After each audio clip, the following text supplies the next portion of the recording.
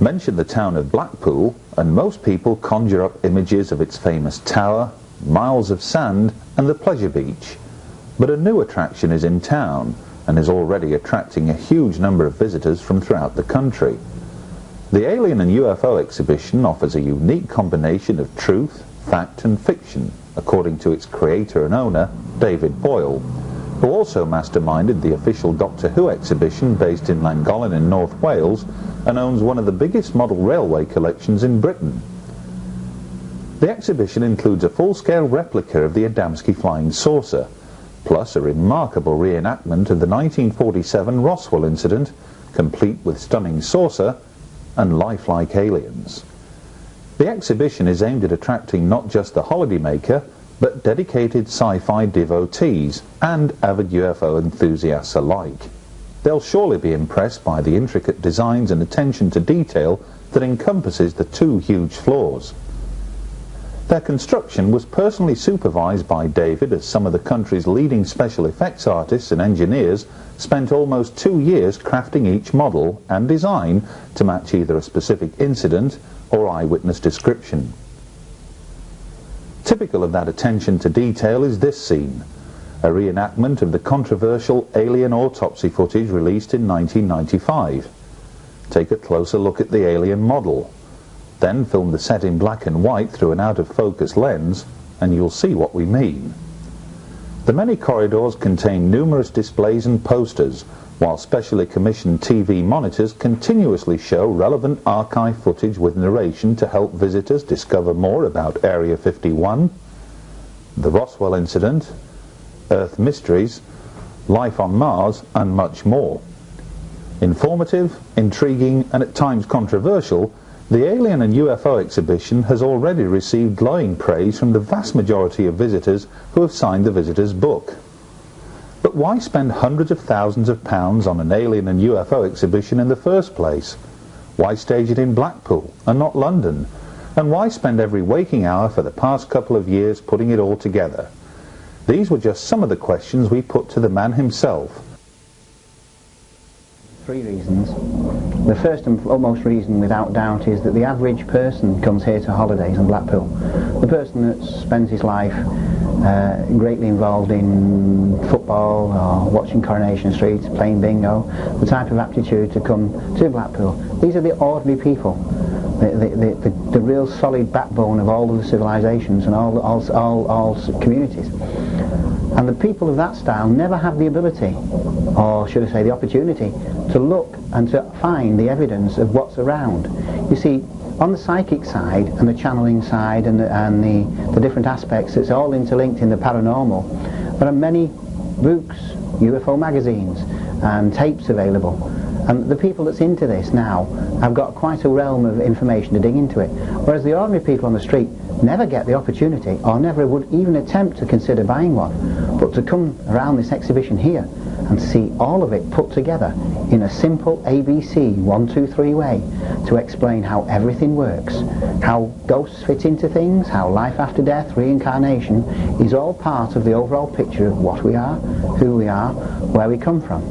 And the disinformation that's been given out by some authoritative bodies has now created such a mixture with the bombardment we're all getting continuously from the TVs, the medias, the papers. I'm afraid you cannot possibly watch television for one single day without aliens, UFO, ghosts, life after death, crop circles, all of the other paranormal aspects being shown to some degree. It's as if there's a gigantic desensitization program underway. Well, to start taking away the science fiction aspect from the possibility to then look at it from a serious point of view leaves you with what we've done here. This exhibition shows it all, from one end to the other. It's all there. You can come in, you can start off with the welcome room, you can go through into the Roswell room. We've rebuilt the crash, and in the Roswell room you've got 3 stories. You've got the story as we expect it to see, the story as the information given to us by the witnesses, and then the channel stories from the actual beings that were involved in the crash via channelers and mediums. And from there you can go through UFOs, sightings, and then the most interesting parts, of course, is how it's all interlinked together to show the physical workings of the universe, how the tetrahedron pyramids, which contain the core of every single matter. You see, every single thing that exists is 4 basic things. Every subatomic particle right through is much of a muchness. It's all basically the same rebuilt, and everything contains 4 basics. And the basics are the vibration, or the energy of vibration in the core, with a north magnetic field and a south magnetic field, or a north and south pole, all neatly wrapped up within an electromagnetic field, which is the core of every subatomic particle and every part that exists. And the energy itself, or the energy of vibration, is the energy of life itself. You asked me earlier why I put this exhibition together. This exhibition is what I believe is not put together for me, it's actually done for you. To show you other worlds, other realities which I feel have been kept hidden from you. These are aspects that you can look at yourself. Here in Blackpool, it's all put together for you to see. It's not that far from any point in the UK, about 3 hours. If you're visiting the UK and you have the time, you want to expand your knowledge, you want to see how all of the subjects of paranormal work into the main questions that we all ask. Who are we? Where we come from? And what are we doing here? You'll find a sensible thesis and theory of who we are and what we are, based on all of the paranormal capabilities that seem to show.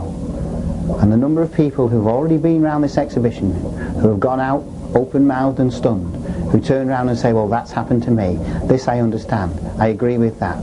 The number of drawings we have and paintings from psychic artists, and who channelers have come in and said, I've seen that being, I've understand that being, I've met that being. The number of people that's involved in that, showing the other side, the physical side. The UFO side is also interlinked into the psychic side, how it all works within the mind, and how the mind itself expands on all the things. Here are all the subjects. A visit to Blackpool, have a look at this exhibition, will expand your knowledge and your consciousness to be able to understand to a greater depth the main questions of who we are, what we are, where we come from, and more important, the workings of the universe. Over the past couple of years, UFO magazine has helped draw attention to a puzzling mystery: the apparent reactivation of a number of supposed disused military facilities reported by readers from throughout the United Kingdom. These are just a few of the many dozens of photographs sent in by readers which have helped to highlight, and in many cases pinpoint, the precise whereabouts of these underground facilities. It was the report of a flying triangle that first drew our attention to strange goings-on underground. The sighting took place here, close to one of what was a nationwide network of regional government command centres built underground during the height of the Cold War.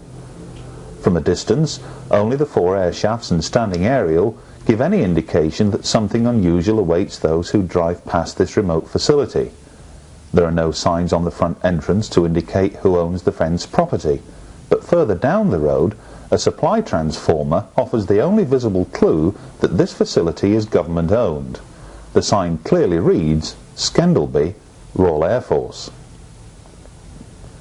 On the other side of the entrance to Scendleby in the county of Lincolnshire is a small bungalow, one of many identical buildings dotted throughout the United Kingdom that houses a 100-foot lift shaft. These would have taken key local and regional government personnel to safety in the event of an outbreak of nuclear war here on Britain. The entire area is surrounded by a perimeter fence, but from neighbouring fields you can just make out the huge thick steel doors that guard the bunker entrance. Smaller doors are also visible. On an earlier visit we came across two ducting pipes that came from within the structure itself. This footage, taken on that previous visit, shows a curious coating of dust on nearby newly grown grass and plants. This would suggest that a ventilation system of some sort created it, and for that to happen it would mean the facility below is very much active. Within a few hundred yards of Scendleby, another underground site, this time owned by Anglia Water, caught our attention.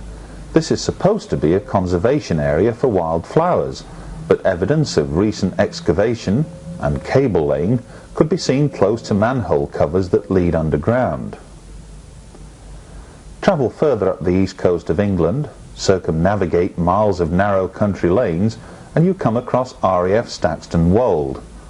Little is known about this particular facility, except that it contains a warren of underground levels which warn against cruise missile type attacks as opposed to intercontinental ballistic missile threats. The huge and forbidding radome seen here can't be seen from the main road, and millions who visit the holiday resorts of Filey, Scarborough and Bridlington just a few miles away are probably oblivious to its presence. Travel further north up the coast towards the seaside town of Whitby, then across the bleak and remote North Yorkshire moors, you can't fail but to come across RAF Fylingdales.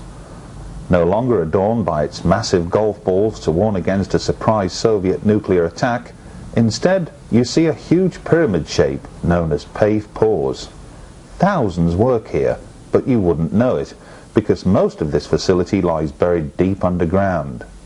Nick Pope, who ran the MOD's UFO desk between 1991 and 1994, once spoke to a technician here who confirmed they had tracked uncorrelated targets in space travelling at speeds in excess of 100,000 miles per hour. Travel southwest from Fylingdales towards Harrogate in North Yorkshire and one comes across RAF Menwith Hill, the biggest NSA communications base outside of the United States. This, of course, is set to become part of a new infrared anti-ballistic missile warning space network, or put another way, a new form of Star Wars defense system. Once again, the key personnel who work here operate from numerous underground facilities. Security is intense, which is one of the reasons we chose to film from a relatively safe distance. The Cold War is officially over, but just take a look at the massive manner in which RAF Menwith Hill is expanding. No one really knows what takes place there, but enough evidence has surfaced over the years which suggests that it can listen in and intercept every form of communication anywhere in the world. This is another curious facility which has attracted our interest over the past 20 years. Although it carries no signs or notices which might help identify its owner or purpose, a strange nighttime incident which occurred some 15 years ago may offer a clue. This facility lies just off the main Skipton to Colne Road. Just a few hundred yards away is Carlton Moor, scene of numerous UFO incidents reported down the years. About 15 years ago, on a very foggy night, a local farmer was knocked up in the early hours by several Americans in civilian dress, who told him they were lost and needed directions to locate a radio mast in the area. They explained they were from Menwith Hill and had to carry out urgent repairs. Quite why there are so many underground facilities dotted throughout Britain can best be explained when one considers the potential nuclear threat that dominated defence thinking throughout the Cold War. to guard against overhead reconnaissance satellites, many of these must have burrowed underground. There are, of course, other underground facilities that are deemed no longer top secret, that are claimed to be disused and no longer active, but the opposite appears to be the case. We hope to provide further examples of these in future editions of UFOs Hard Evidence. On our visit to Laughlin in the United States, we had the good fortune to meet up with Clifford Stone, a man who claims personal knowledge of how an elite unit of US Special Forces were for many years engaged in the actual recovery of extraterrestrial craft and their occupants.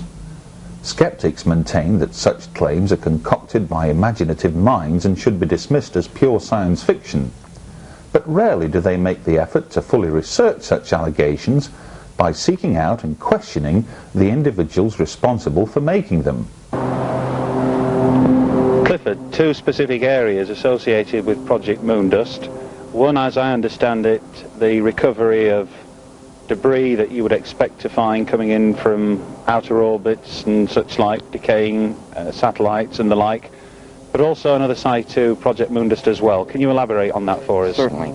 Project Moondust, by definition, is the overall field exploitation program of only two things: objects of non-U.S. origin, which would involve Soviet satellites, and of course we would want those for technical analysis to determine the capabilities of those satellites for intelligence purposes, and the other being objects of unknown origin. The objects of unknown origin is our interest of, our concern or our interest of that particular program. Now, in order to accomplish the recovery of these objects, the United States Air Force had in place what was called Operation Blue Fly Teams. These consisted of a three-man team that was prepared to go anywhere in the world to recover these said items. On more than one occasion, we have recovered objects of non-U.S. origin that was also of unknown origin. In short, the best that, once they did the field exploitation, the best they could do is come a round circle, what we call round robin, to tell us what the objects were not, leaving us to only speculate what the objects were. In more than one instance, these objects were referred to as objects of non-earthly origin. In the intelligence community, you're very careful about saying interplanetary. It's a word you don't want to use. In the intelligence community, you're very careful about using the term UFO or unidentified flying object. Unconventional aircraft or unknown aircraft.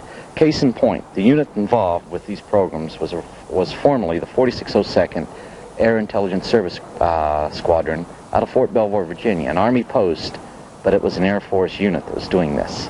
A highly elite, the best the Air Force had to offer within the community. What most people were not aware of is that from the conception of that unit, just several months later, after it was conceptualized and formally activated, it took over the full investigation of UFOs.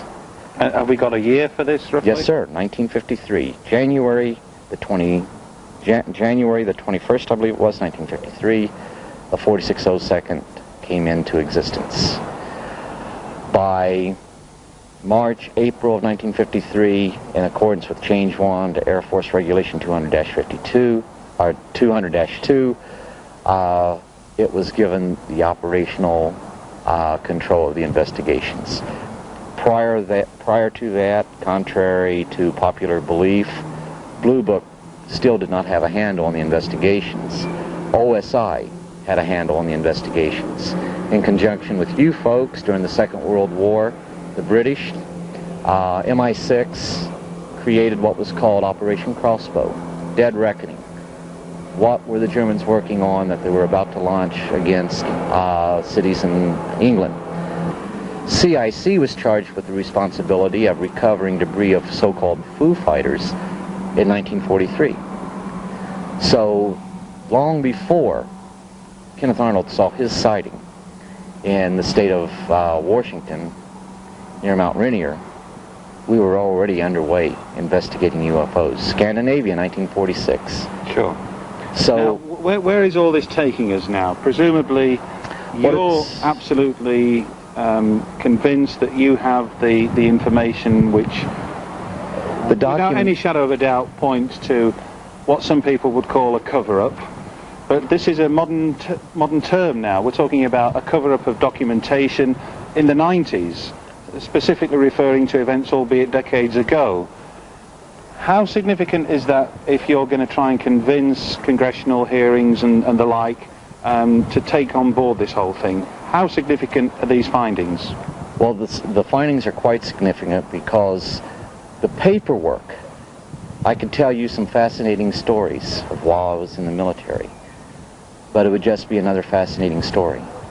People have had their lives destroyed, and we sit back, feel sorry for them because they don't have it all together.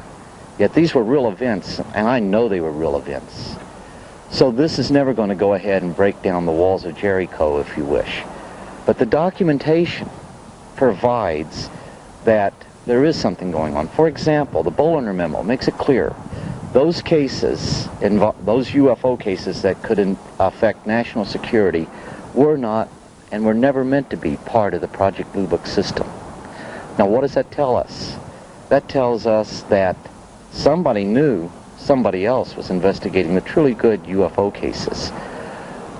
We find that we have Project Sign coming on board in 1948. Actually, very late, December 30th, 1947, it's signed into law, or it's signed into operation.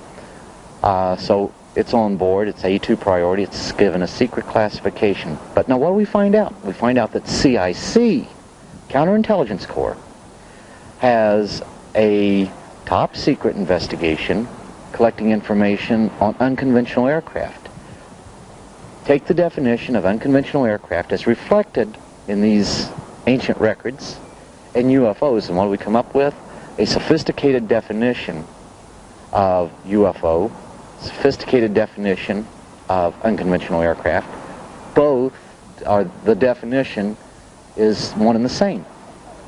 But here we have a system set up within CIC looking for unconventional aircraft, which includes the flying disc, and the system set up within the Air Force with 2 or 3 people to investigate the UFOs.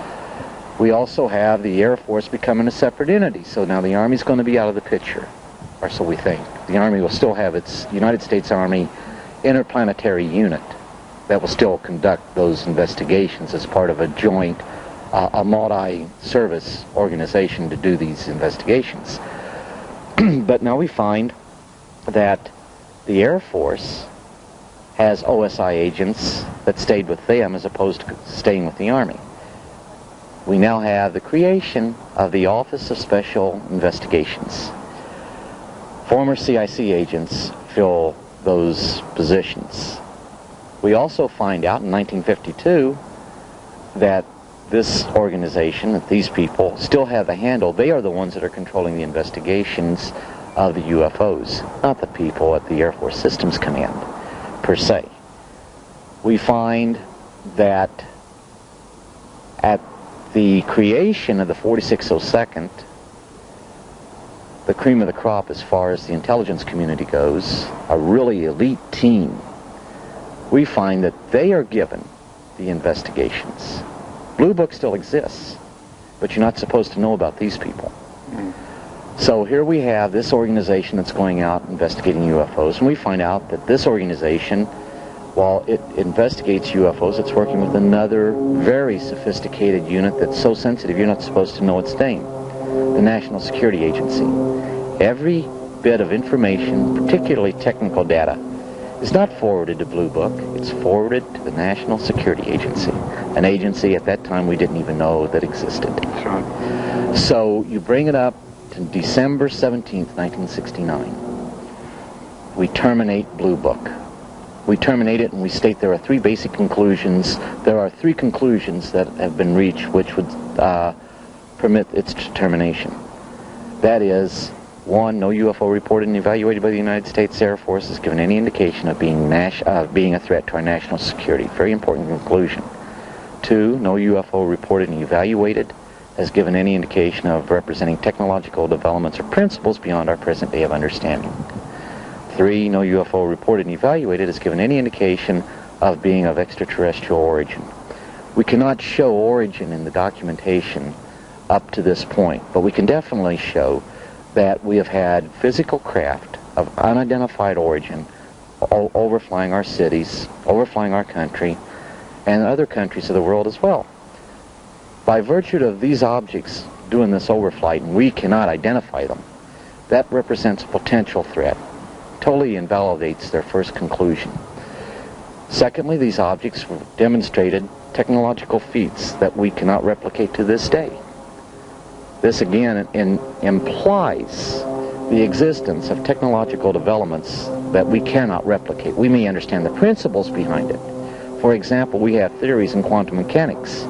We have no idea how to make practical application of those principles, but apparently the intelligence behind the phenomena does. Then we have the Bollinger Memo, who says, let's do away with Blue Book, because those cases that could affect national security were never meant to be, nor are they, part of the Project Blue Book system. Here at UFO Magazine, we're fortunate enough to get quite a lot of videotape footage sent into the office. Most of it, of course, recorded on something similar to this. Getting on in years a little bit now, but typical Sanyo 8mm camcorder. Lots of them about. If you've not got a camcorder, or quite a good way to start into the hobby, if you like, you can probably pick one of these up for a couple of £100. Get to know the machine. If you're going out filming things on a night, lights in the sky, hopefully you're going to catch something you can call a UFO on your footage. But one or two little things to remember just before you do. Somewhere on the camera, auto manual focus. Manual focus all the time. Be accustomed to the camera. Get a feel for the focus ring. They do all vary a little bit, but basically the same idea goes through model to model. You get used to it, feel the focus, so the slightest movement will make a big difference on a very dull lit night scene. Also get used to this little thing. Sport optic finder is what it's normally referred to in the instruction booklet, but you'll find probably that the eyepiece has a focusable element on it. Now that means if you wear specs like me, you can get good resolution in the viewfinder, then start worrying about the focus on the front of the camera. Another trick as well that you might find useful, if you've got the facility, some do, some don't, but if you've got control over the iris, the exposure, if you can turn that to manual, and believe it or not, close the iris down slightly on nighttime footage. Try this for once if you like, just point at the moon, you get a nice moonlit sky, and the autofocus and the auto iris on the camera will show you the big white bright disc in the sky, but you won't see any detail. Now if you can get hold of the manual iris or manual exposure control and just turn that down a couple of notches, all of a sudden you'll see that the resolution and the detail on the moon's surface comes into view, and it's just simply the camera is trying to compensate for very bright against very dark, and vice versa, very dark against very bright, and automatic systems are really a problem, especially for nighttime footage. Enough on that though. Let's hope you go out there in the next few months and come up with a piece of footage. We get all sorts sent to us, and this is very typical. The modern computer helps us look very closely at things. You can see on this monitor here, could be a balloon in the sky. The letter that came with it from Boston in Lincolnshire tells me that two F-15 Strike Eagles were in the air slightly prior to this object appearing. Now for me, I have a feeling it looks a little bit like a balloon, but we can see what's happening here. The actual manual focus could have been used.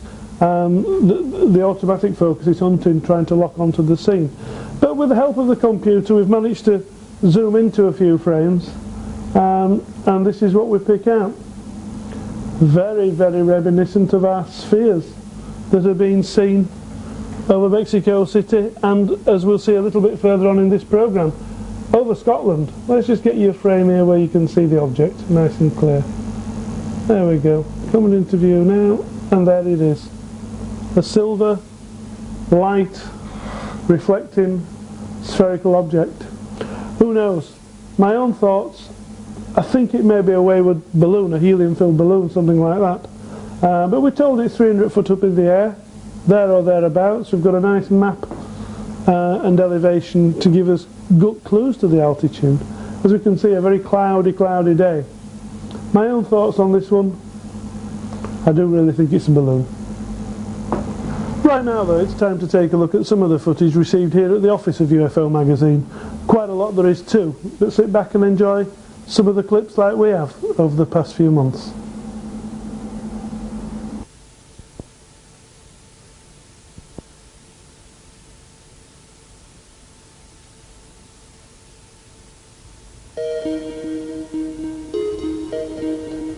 Among the images that have been sent to Russell over the past few years are the following sequences.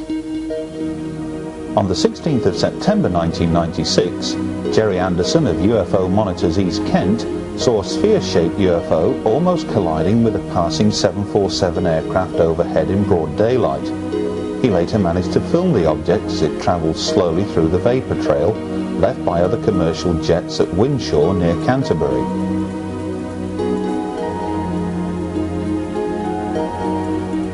On the 4th of August 1998, Mrs. Tyre Hancock was puzzled by this bright light over Daventry at around 11:30 p.m.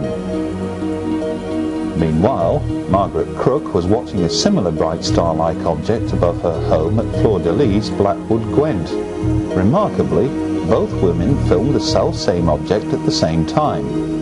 But this UFO turned out to be nothing more than the planet Jupiter. Andrew Ellis of Yorkshire UFO Info conducted a lengthy investigation with fellow researchers John Prescott from Liverpool and Neil Cotty from Burton-on-Trent after a fellow member filmed unusual activity near East Midlands Airport between 10:15 and 10:30 p.m. on the night of the 27th of April 1998. A strange object was seen changing shape and colour seconds before an aircraft appeared in the same shot. The object then appeared to slow in movement as the aircraft passed narrowly by. Strobe light emissions would indicate this was a conventional aircraft, possibly seen from some distance away. On Monday evening, the 24th of August 1998, Leeds United entertained Blackburn Rovers, a match covered by Sky Television with the help of their aerial blimp. Internally illuminated, many people living miles away believed they were witnessing a huge UFO. Among them was S. McKinley, who filmed this object several miles away at Eccleshill in Bradford, West Yorkshire. At approximately 10:30 p.m. on Sunday, the 8th of August 1998, Christopher Martin and Jonathan Browning were sky watching at Silbury Hill, Wiltshire. These images record the atmosphere of that night, one which was to lead to the appearance of a strange aerial object. Just as Christopher and Jonathan were preparing to leave the site, a black triangular-shaped object with 3 bright lights at each edge and a central red light appeared in the distance. Several other lights on both leading edges were also observed. A secondary light behind the main triangle was also seen and may have been a separate object. Both men estimated the distance at half a mile, an altitude of between 1,500 and 2,000 feet. The totally silent triangle first approached from the northwest and banked sharply before increasing speed to head off in a northeasterly direction. The object was travelling at approximately 300 miles per hour and estimated to be at least 100 foot across. At around 10:15 p.m. on Saturday the 22nd of August 1998, and at the same location, Christopher Martin and his daughter Sophie observed a black delta-shaped object with 3 bright lights at each edge and a central red light that flashed intermittently. Several other lights, some flashing on both leading edges, were also observed. Once again, a secondary light behind the main triangle was seen together with a brief flash from a leading light. During the 60-second sighting, a rumble noise was heard against a cloudless, clear night sky.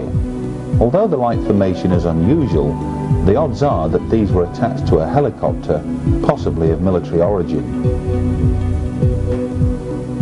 This remarkable sequence of daylight footage of a UFO over London was captured by teenager Brian Jessup on the 8th of December 1997.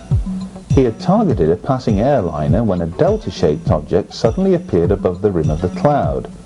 The mystery craft then banked sharply before disappearing into the cloud itself. Here's the same sequence again. Whatever or whoever was in command of the controls of this object, they definitely didn't wish to hang around. Mr. Rod Howarth and his friend Rory, two very able UFO researchers from Burnley in Lancashire, were on Carlton Moor in North Yorkshire on the 17th of October 1997 when this mysterious light came into view and travelled noiselessly and slowly across the horizon.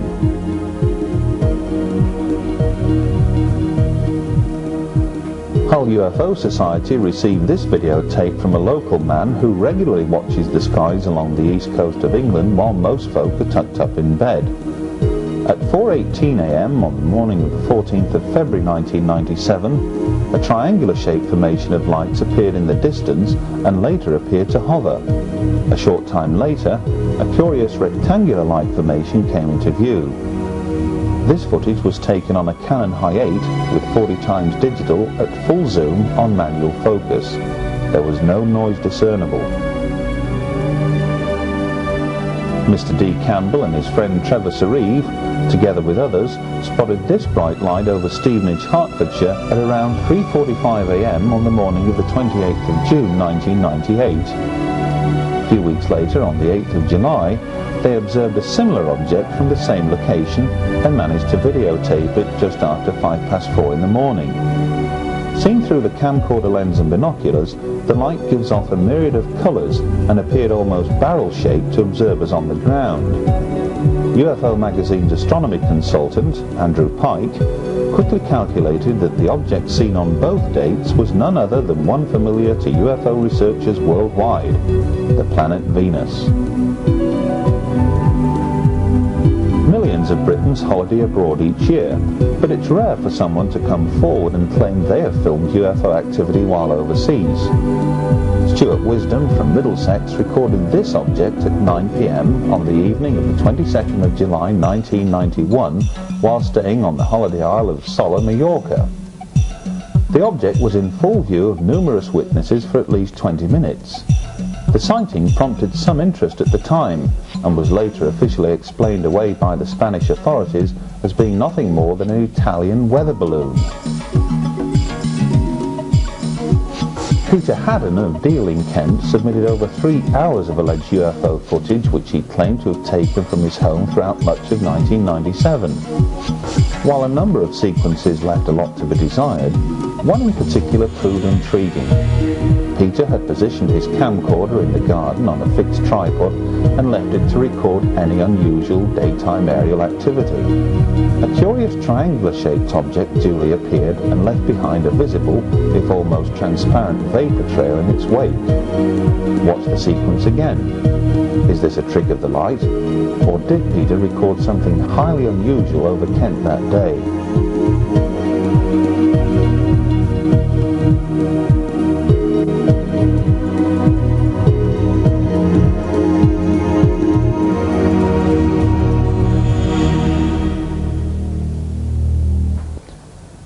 While some alleged UFO footage sent to UFO Magazine in recent years has been interesting, none has quite had the effect of jumping at us from the screen and grabbing our immediate attention. None, that is, until we received a brief 10-minute sequence of footage sent in by this man, Brian McPhee of Stirling, Scotland. An independent UFO researcher since 1989, Brian has managed to successfully record what some might label as among the most extraordinary UFO footage ever taken in the skies above Britain.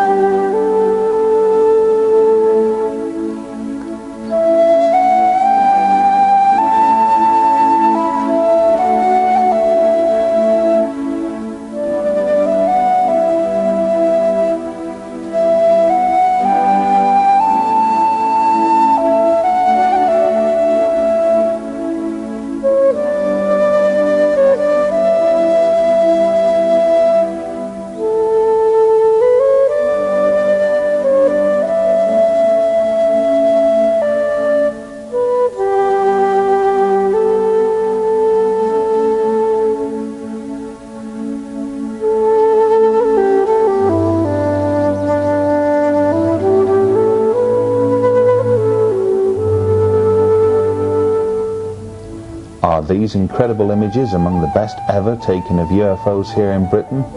What form of conventional or top-secret aircraft could possibly emulate the sort of astonishing speeds and manoeuvres seen here? None that we know of.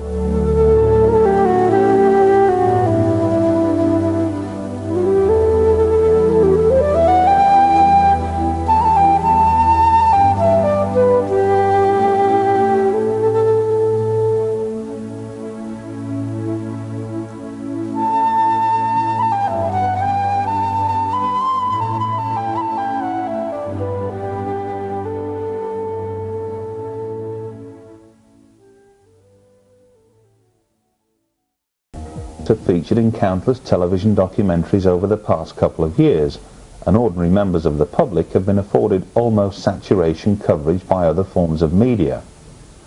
So what do they make of it all?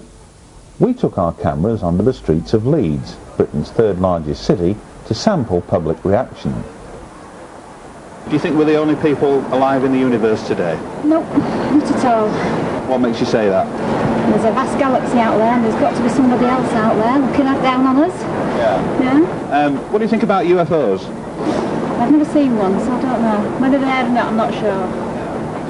There's been a lot of programmes on television recently about UFOs. Have you tuned in to any and taken a serious look at it? Not really, no. If it happens, it happens. If it doesn't, it doesn't. That's the way I look at it. So if there was an announcement about ET tomorrow that said we're not alone, what would you be doing? Would you change the way that you plan your day at all? Not really. I don't think so. I mean, curiosity would be there, and if they said he's in Leeds City Market, don't you come and meet him, I'd probably say yes, I would. But, no. What do you think about UFOs? Do you think it's all foolish nonsense, or do you think that some people have honestly observed some curious things? Yeah, I think it's true. Some people might have. Because if you photograph someone that's in paper, you're not going to exactly draw it on our. Have you ever seen anything unusual in the night sky? No, about a year ago. What was that? I don't know what it was. It was just like, it was faster than a plane, but we couldn't see what it was. I was on campus, so I don't know what it was. So there others saw it as well? Yeah, there were lots of them, but as I said, I haven't seen them for ages. Do you ever take notice of the night sky on an evening? Yeah, every time you see planes go by when I was little, I used to think it was a UFO. Really? Yeah. Have you watched any UFO programmes lately on the telly? Yeah, I watch them, you know, when they're on TV when they say it could be true, watch them all the time. I just feel. So, in your opinion, some UFO reports could be the real thing? Yeah. I think the Americans are holding a lot down from us, not giving us information that we need to know to carry on with day-to-day life. If they just tell us what's going on around us, what's coming towards us, then maybe we can prepare for it. Yeah, so we do need to prepare, because I mean, we don't know what they're going to come in to do if they do come in. I mean, war, peace, whatever, we've got to be ready for something. Do you believe in UFOs? Yeah, I do. You do? Yeah. Is that because you've seen one, or is it because you've been convinced by television? I think I've been convinced by television, papers, etc. Yeah. Have you seen some of the recent programmes on UFOs? Yeah, quite a lot, documentaries.